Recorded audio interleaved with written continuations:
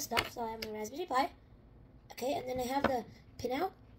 So what we're gonna do is the motor driver basically has 2 pins that I explained before. These control the motors, right? And right over here, if you look at it, is just applying power directly from the Arduino. The middle one is ground, and the back one, the completely left one, is the one for external power source. So I have an external power source. This is all you're gonna need: battery, AA battery holder, and then I'm going to connect it here, so you can easily plug that in. And then now what I'm gonna do is I'm gonna fit this on top. So I'm just gonna put it on top, like that. The place where we're going to connect the ground, since we need to connect the ground since we're doing an external power source. If you're doing external power source, you need a ground to the microcontroller as well as the actual power source. So that's good since there is 2 grounds on there's more than 2 grounds on the Raspberry Pi.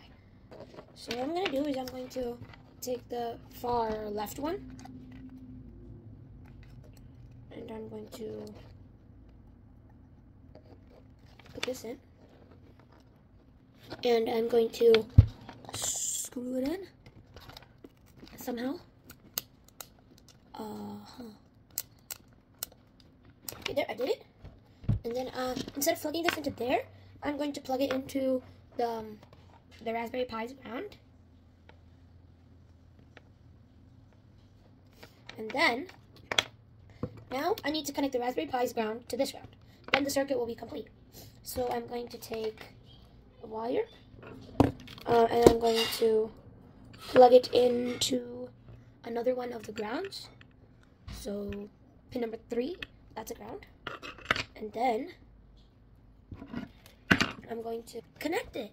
I'm gonna reconfigure it to my needs, and I'm going to connect it to the ground right here, like that, in the middle.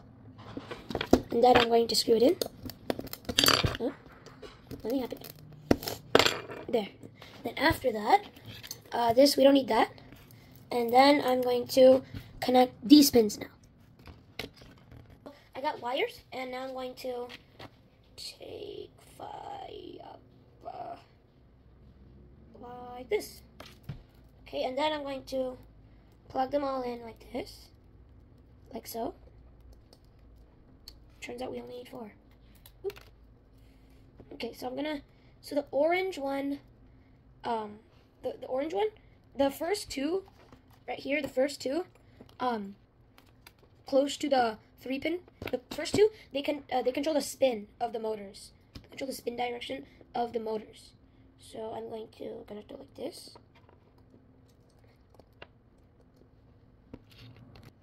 They control the spin direction of this motor right here.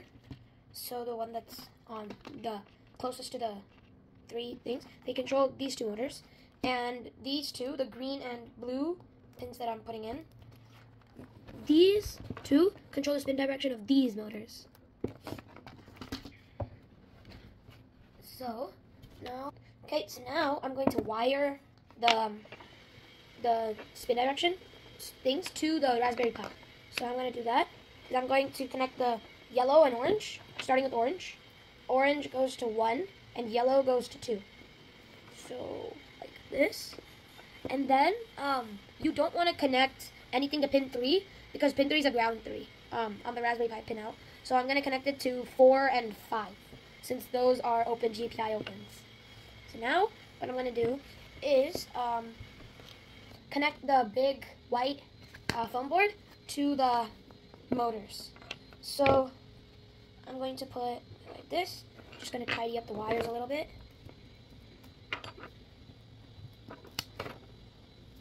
And now I'm going to put glue on every one of the motors.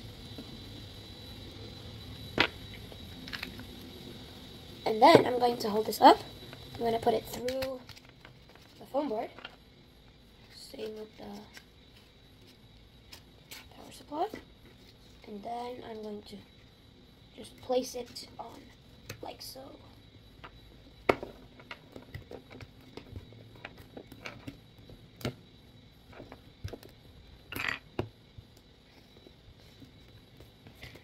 Okay, so it's glued on, and it should look like this.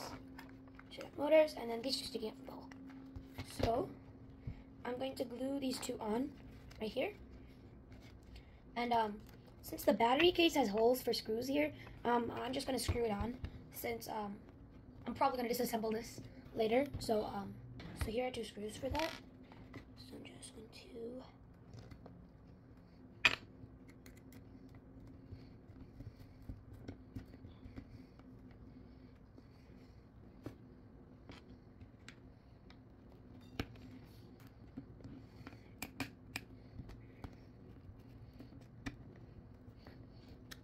Okay, there.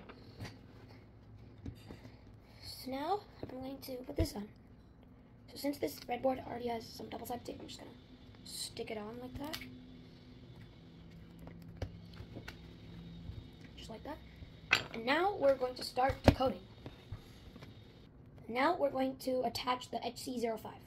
So to attach this, you need two GPIO pins that are TX and RX. They have UART to it.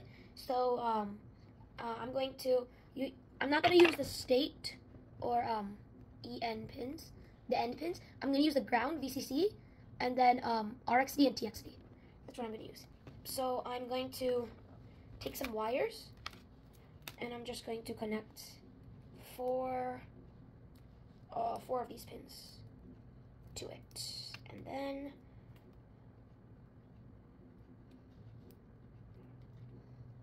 there. So now, oops, missed one. Okay, there. So now what I'm going to do is I'm going to see, so ground it would black and VCC is brown.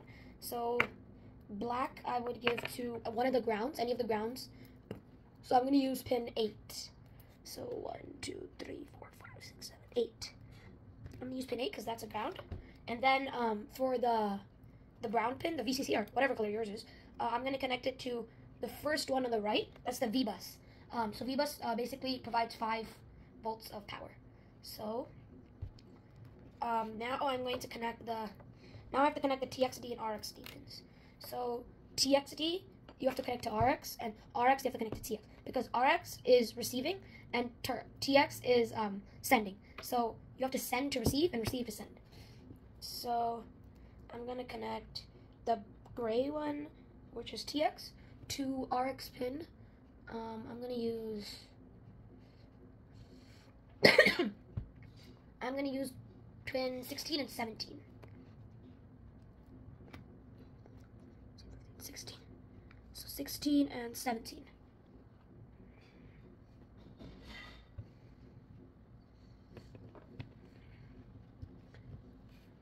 There. Okay. So now we can start coding. So this is the code. So first I'm importing the libraries I need for everyday programs, and then I'm setting variables to what the pins are here. So I kind of changed the pins. So I changed this, the first motors to 6 and 7, and then I changed the motor 2 controllers to 4 and 3. So I basically connected them in a line. So how I had blue on the total right, green in the middle, yellow in the middle, and then red, orange on the total left. I just connected them in a line with this on GPIO 4, pin 5, pin 5, yeah, pin 5, and then because it starts at 0, so pin 0, 1, 2, 3, and then 4, so green, and then so blue, green, and then skip 2, and then I had yellow and orange. This is the finished product.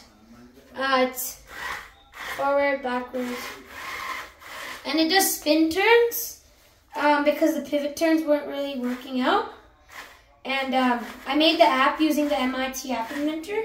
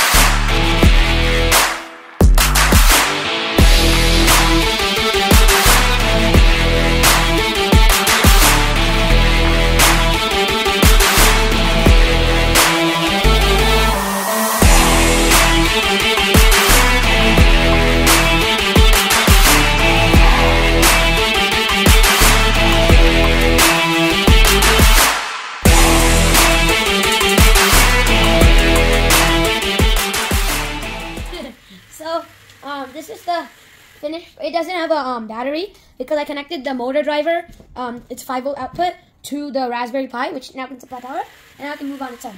And this is the app. Thank you for watching, and as always, make that subscribe button gray, because I love the color gray, and make the like button blue. Bye!